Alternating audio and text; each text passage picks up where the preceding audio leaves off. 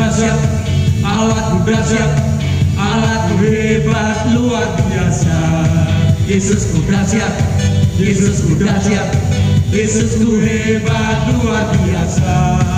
Allahku dahsyat, Allahku dahsyat, Allahku hebat luar biasa.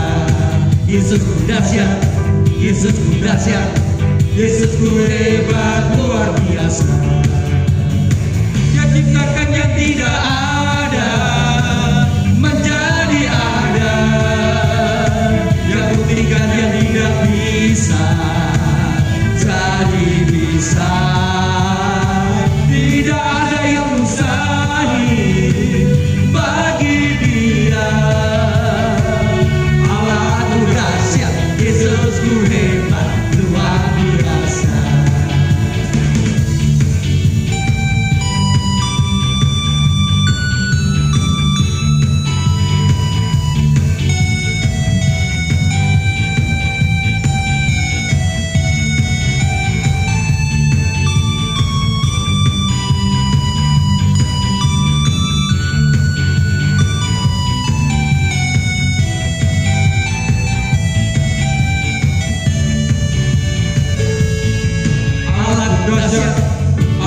Dahsyat, Allahku hebat luar biasa.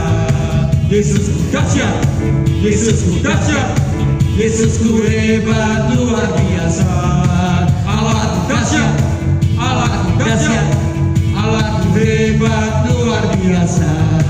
Yesusku dahsyat, Yesusku dahsyat, Yesusku hebat luar biasa. Dia ciptakan yang tidak ada menjadi ada. Dia buktikan yang tidak bisa jadi bisa. Tidak ada yang mustahil bagi Dia. Allahku dahsyat, Yesusku hebat luar biasa. Dia ciptakan yang tidak ada menjadi ada. Dia buktikan yang tidak bisa jadi bisa. Tidak ada yang mustahil bagi Dia. Allahku dahsyat, Yesusku hebat luar biasa. Allahku dahsyat, Yesusku hebat luar biasa.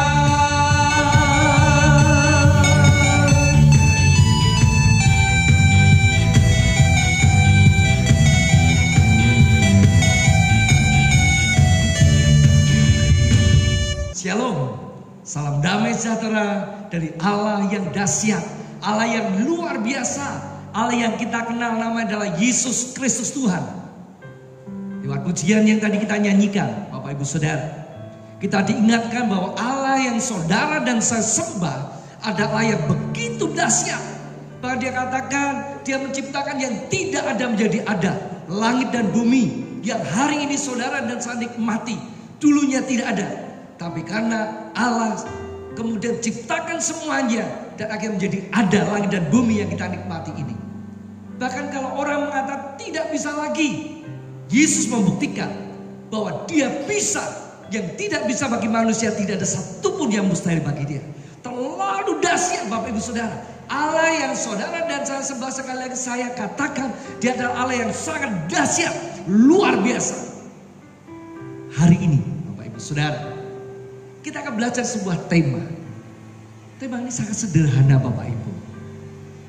Tema ini berbicara tentang ini.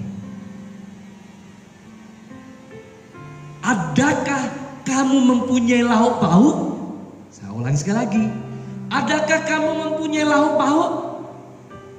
Kalau kita lihat Bapak Ibu Saudara, ada gambar karena di situ ada ikan yang ada di situ.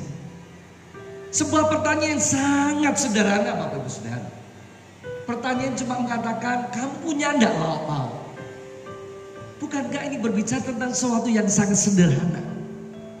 Tapi kenapa kemudian ditanyakan? Sebuah pertanyaan mengatakan, adakah kamu punya lauk pauk?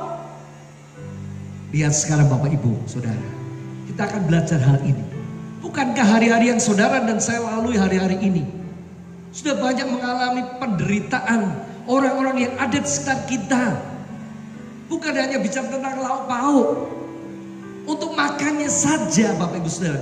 Beras yang dipakai untuk dimakan, baru kemudian setelah itu ditambah lauk pauk.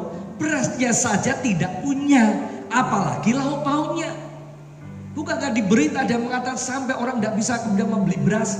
Dia sampai mencuri Bapak Ibu Saudara 5 kilogram beras. Akhirnya ketangkap dan dipukuli orang. Dan dengan jujur dia berkata, aku kelaparan. Aku tidak bisa makan lagi, aku terpaksa mencuri. Aku tidak punya apa-apa lagi. Hari ini Bapak Ibu Saudara, kiranya lewat khotbah hari ini yang berbicara tentang adakah kamu mempunyai lauk pauk, kita akan diberkati dengan luar biasa. Coba kita baca terlebih dahulu di dalam Yohanes pasal 21 ayat ke-5. Yohanes pasal 21 ayat ke-5 berkata demikian. Kata Yesus kepada mereka, hai anak-anak, adakah kamu mempunyai lauk pauk? Jawab mereka, tidak ada. Bapak Ibu Saudara, ternyata pertanyaan yang dilontarkan tadi itu bukan berasal dari mulut seorang manusia, tapi dilontarkan sendiri oleh Yesus Kristus Tuhan, Allah yang hidup, Allah yang 100% manusia, Yesus yang ada 100% Allah dan juga ada 100% manusia. Tapi kenapa dia menanya sesuatu yang sangat sederhana? Dia bertanya, hai anak-anak, adakah kamu mempunyai lauk pauk? Dan mereka menjawab, tidak ada. Mari kita lihat Bapak Ibu Saudara. Yohanes pasal 21 ayat 1. Itu berkata begini, demikianlah bunyi firman Allah. Kemudian Yesus menampakkan diri lagi kepada murid-muridnya di pantai Danau Tiberias. Dan Yesus menampakkan diri sebagai berikut. Nah, Bapak Ibu, dari ayat yang pertama kita akan belajar tentang beberapa hal. Yaitu bahwa Yesus membuktikan dirinya bahwa dia itu bukan hanya seorang nabi atau sebagai utusan Allah saja. Banyak orang juga kemudian tidak mempercayainya Yesus sebagai Allah. Dia hanya mengatakan dia itu cuma nabi loh. Dia cuma hanya sebagai utusan Allah yang kemudian disalibkan, memang disalibkan. Kemudian dia dikubur, tapi kemudian mati untuk selama-lamanya. Tidak bisa bangkit kembali dari kuburnya. Bapak Ibu Saudara yang terkasih. Tetapi bagaimana yang benar? Firman Allah berkata bahwa sesungguhnya Yesus adalah Allah itu sendiri yang hidup, bukan Allah yang mati. Ini penting buat saudara dan saya. Kalau saudara dan saya pegang ini benar-benar bahwa Yesus yang saudara dan sembah itu bukan yang sekedar utusan Allah atau seorang nabi, tapi dia Allah itu sendiri yang hidup, yang berkuasa, yang begitu dahsyat. Dia ciptakan yang tidak ada menjadi ada. Dia bisa buktikan bahwa yang tidak bisa bagi manusia, dia bisa melakukannya. Bapak Ibu Saudara terkasih, waktu dia menampakkan diri, menunjukkan dirinya sebagai Allah yang hidup, paling tidak ini adalah peristiwa yang ketujuh Bapak Ibu Saudara. Dia menunjukkan dirinya setelah bangkit dari kubur kepada Maria Magdalena, kepada perempuan-perempuan lain juga yang pergi ke kubur, kepada Simon Petrus, kepada juga 2 orang murid yang berjalan menuju Emmaus, kemudian pada 10 murid inti Yesus. Karena yang satu Thomas Didimus waktu itu tidak ada di atas kota Yerusalem, sedang Yudas sudah tidak ada lagi. Kemudian Bapak Ibu Saudara, itu adalah minggu kebangkitan. Minggu berikutnya dia menambah pada 11 murid intinya di loteng Yerusalem lagi. Dan yang kita pelajari hari ini, inilah penampakan menunjukkan Yesus yang ketujuh waktu ada di pantai Danau Tiberias. Bapak Ibu, sekarang kita lihat Yohanes pasal 21 ayat 2 dan 3 berkata begini. Di pantai itu berkumpul Simon Petrus, Thomas yang disebut Didimus, Nathanael dari Kana yang di Galilea, anak-anak Zebedius, dan 2 orang muridnya yang lain. Nah, 3 berkata begini. Kata Simon Petrus kepada mereka, aku pergi menangkap ikan. Kata mereka kepadanya, kami pergi juga dengan engkau. Mereka berangkat lalu naik ke perahu. Tetapi malam itu mereka tidak menangkap apa-apa. Kita belajar tentang hal ini Bapak Ibu Saudara.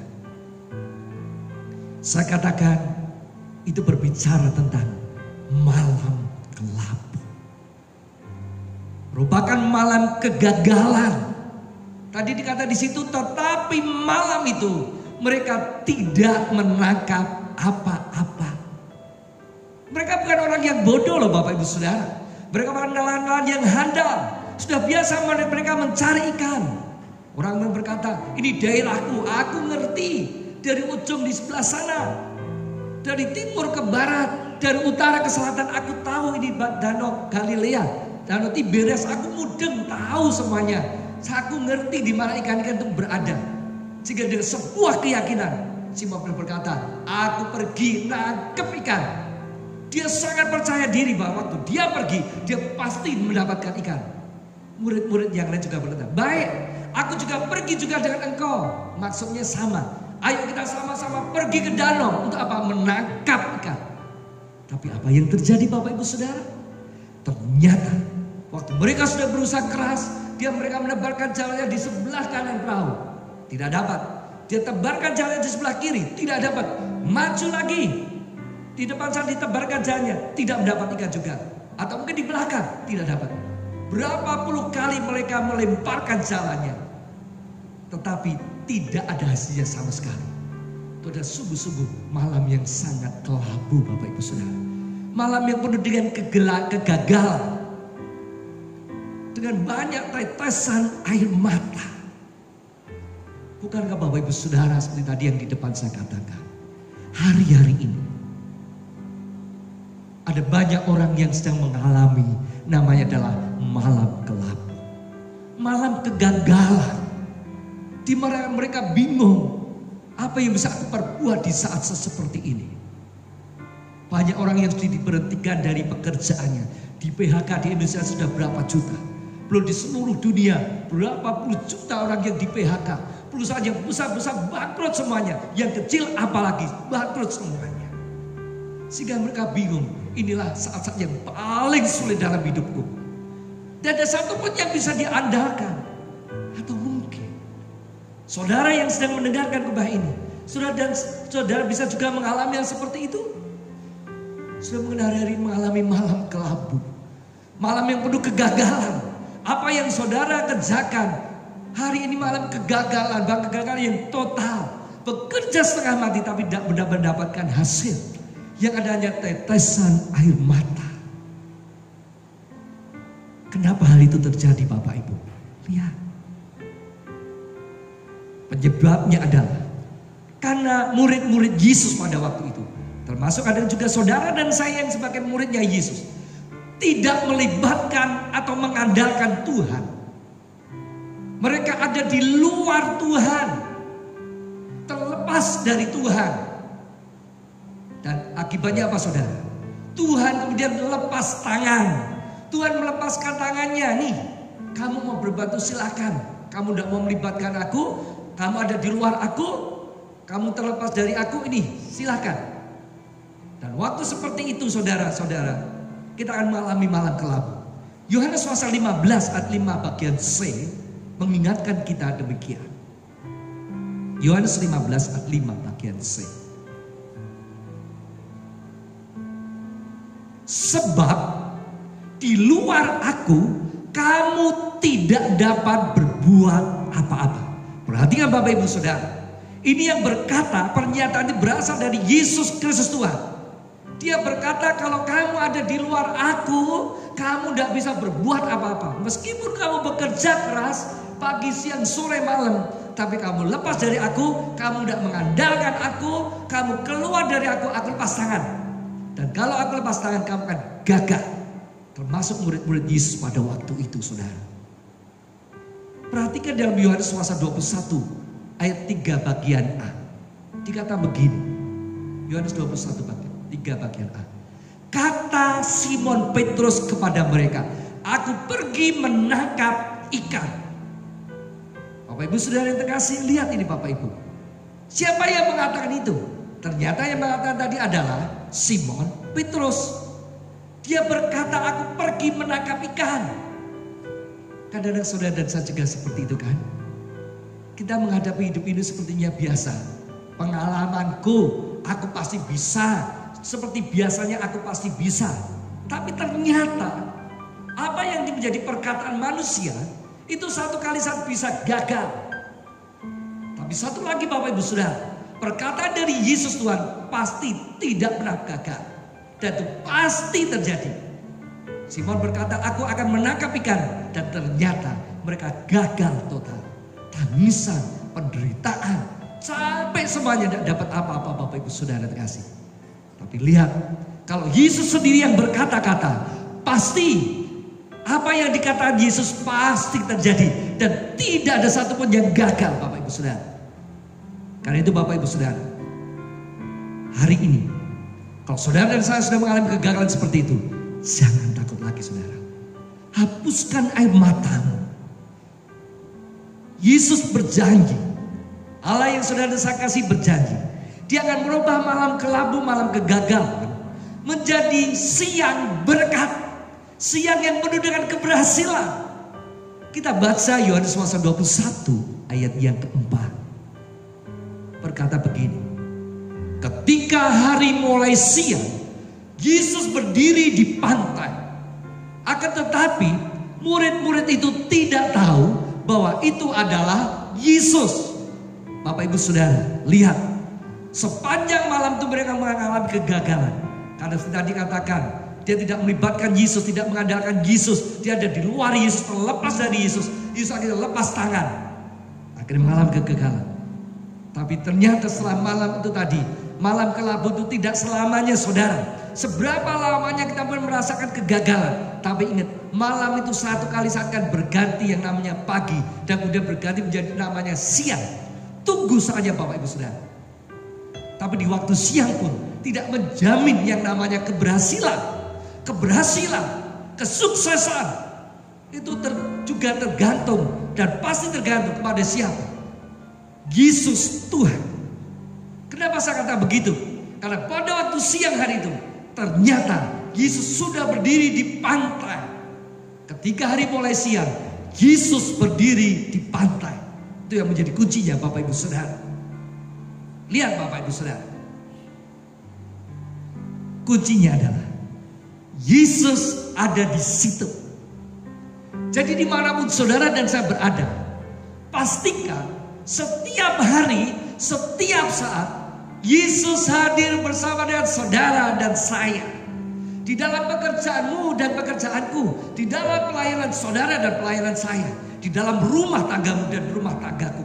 Apa yang kita kerjakan pastikan saudara, Yesus sebagai Allah yang hidup yang dahsyat tadi, yang ciptakan yang dari tidak ada menjadi ada, yang bisa melakukan apa yang tidak bisa menjadi bisa, itu ada bersama dengan saudara dan saya. Hari ini Bapak Ibu Saudara, ada harapan lagi Bapak Ibu Saudara. Kalau manusia sudah tidak bisa menolong saudara dan saya, Yesus pasti bisa saudara. Bapak Ibu Saudara, kita lihat Yohanes pasal 21 ayat 5 sampai 14. Kata Yesus kepada mereka, hai anak-anak, adakah kamu mempunyai lauk pauk? Jawab mereka, tidak ada. Ayat 6 berkata gini, maka kata Yesus kepada mereka, tebarkanlah jalamu di sebelah kanan perahu, maka akan kamu peroleh. Lalu mereka menebarkannya dan mereka tidak dapat lagi menariknya karena begitu banyaknya ikan yang mereka dapatkan Bapak Ibu Saudara. Ayat 8 berkata begini, 8. Kita lanjutkan yang 8. Yohanes 21:8.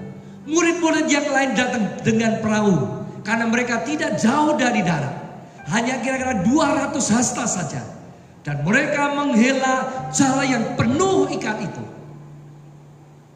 Ketika mereka tiba di darat, mereka melihat api arang dan di atasnya ikan dan roti. 10. Kata Yesus pada mereka, bawalah beberapa ikan yang baru kamu tangkap itu. Simon Petrus naik ke perahu Lalu menghela jala itu ke darat, penuh dengan ikan-ikan besar, 153 ekor banyaknya. Dan sungguh pun sebanyak itu, jala itu tidak goyah. Kata Yesus pada mereka, marilah dan sarapanlah. Tidak ada di antara murid-murid itu yang berani bertanya kepadanya, siapakah engkau? Sebab mereka tahu bahwa ia adalah Tuhan. 13. Yesus maju ke depan, mengambil roti dan memberikannya kepada mereka. Demikian juga ikan itu. Itulah ketiga kalinya Yesus menampakkan diri kepada murid-muridnya sesudah Yesus bangkit dari antara orang mati. Memang dikatakan ini khusus buat murid-murid Yesus adalah Yesus menampakkan diri yang ketiga kalinya buat murid-murid intinya. Tapi tadi saya katakan peristiwa ini berbicara tentang penampakan Yesus yang ketujuh kalinya buat orang-orang yang dikasihinya. Nah, Bapak Ibu Saudara yang terkasih, kita akan melihat beberapa hal dari peristiwa ini. Dari hal yang sudah kita baca tadi, itu ternyata Yesus sebagai Allah yang hidup. Yesus menempatkan dirinya yang pertama sebagai Bapa yang sangat mengasihi anak-anaknya. Ulangi, Yesus menempatkan dirinya sebagai seorang Bapa yang sangat mengasihi anak-anaknya. Bapak Ibu bisa saudara dan saya lihat, yang namanya Bapa dengan anak temunya hubungan yang akrab, yang dekat. Artinya Allah yang saudara dan saya sembah bukan Allah yang jauh saudara. Dia dekat dengan saudara dan saya. Mungkin waktu itu murid-murid Yesus tidak merasakan hal itu, tapi dia merasakan jauh dari Tuhan. Di tengah malam, di tengah danau Tiberias yang besar dan luas itu, mereka tidak bisa melihat Yesus. Dia merasa juga Tuhan tidak ada di situ. Dan waktu dia dikatakan Tuhan tidak ada di situ, mereka mengalami kegagalan. Mereka merasa ditinggal sama Tuhan. Tapi apakah betul seperti itu? Kalau kita pelajari ternyata Bapak Ibu Saudara, Yesus sebagai Allah yang menempatkan diri sebagai seorang Bapa, dia tidak tinggalkan mereka. Waktu mereka mengalami kegagalan, termasuk saudara dan saya sedang mengalami kegagalan, malam kelabu, malam yang penuh dengan kegagalan, tetesan air mata, Yesus tetap melihat saudara dan saya. Ngapain Bapak Ibu Saudara? Siang itu Yesus ada berdiri di pantai. Bukan kebetulan Bapak Ibu Saudara, tapi karena Yesus tahu. Yesus memperhatikan anak-anaknya yang sedang mengalami kesusahan, malam kelabu, malam penuh kegagalan. Yesus tahu, tapi Yesus membiarkannya. Tapi siang itu Yesus tunggu di pantai tadi. Yesus mau merubah malam kegagalan menjadi siang berkat, siang keberhasilan. Hidup saudara dan saya, hidup kita ini sangat berharga di pandangan mata Bapa di surga. Dengar Bapak Ibu Saudara, hidupmu dan hidupku itu sangat berharga di mata Allah. Mungkin ada orang yang tidak menghargai hidupmu dan hidupku, tapi ingat, Yesus sangat menghargai saudara dan saya. Hidupmu dan hidupku sangat berarti, sangat berharga. Saya buktikan Bapak Ibu Saudara.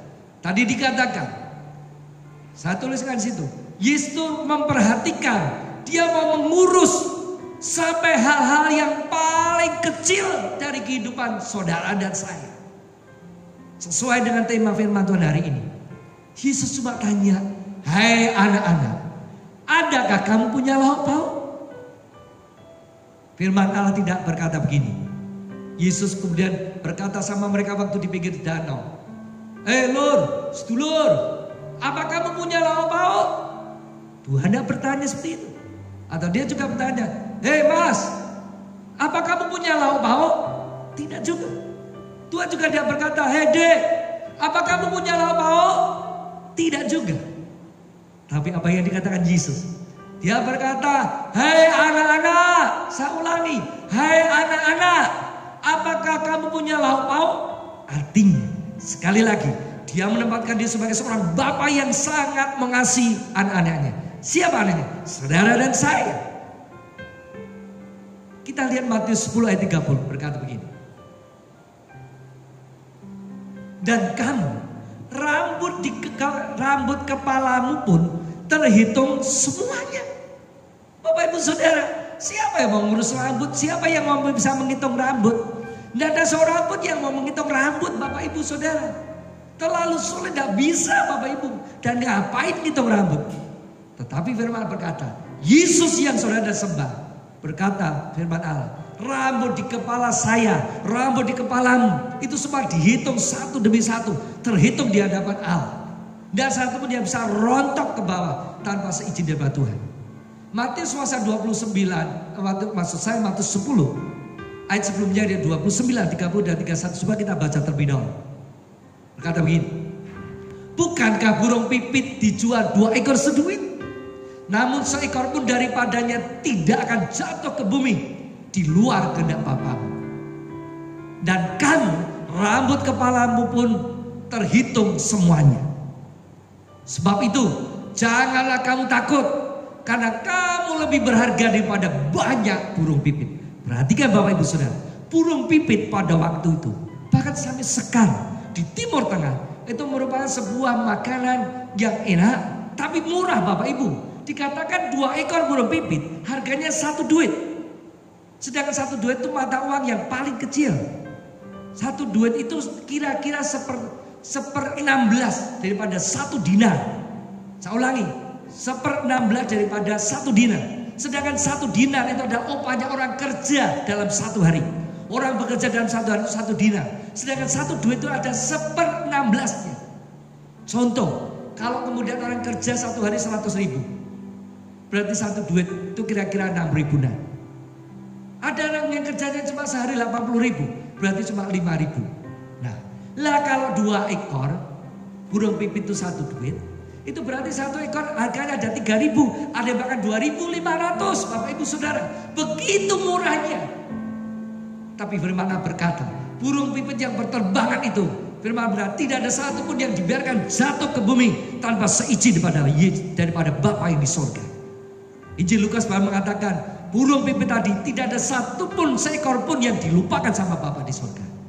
Kemudian firman Allah berkata, bukankah saudara dan saya lebih berharga daripada burung pipit? Ingat Bapak Ibu Saudara, jangan putus asa lagi. Hapuskan tetesan air matamu. Jangan menjadi stres. Bangkit hari ini Bapak Ibu Saudara. Tinggalkan malam kelabumu. Bangkit bersama Yesus. Masih ada hari siang yang menanti saudara dan saya.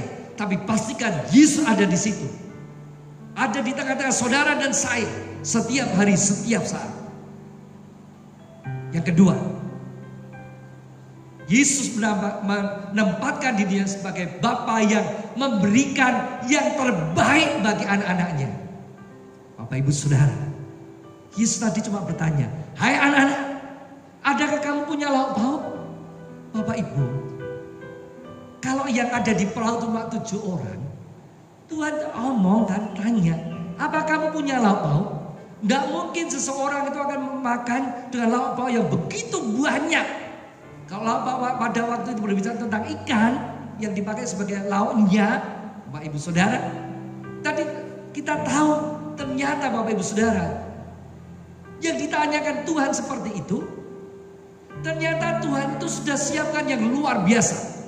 Dari kemudian cuma lauk yang sedikit, ternyata Tuhan berbuat yang lebih banyak lagi, yang lebih besar.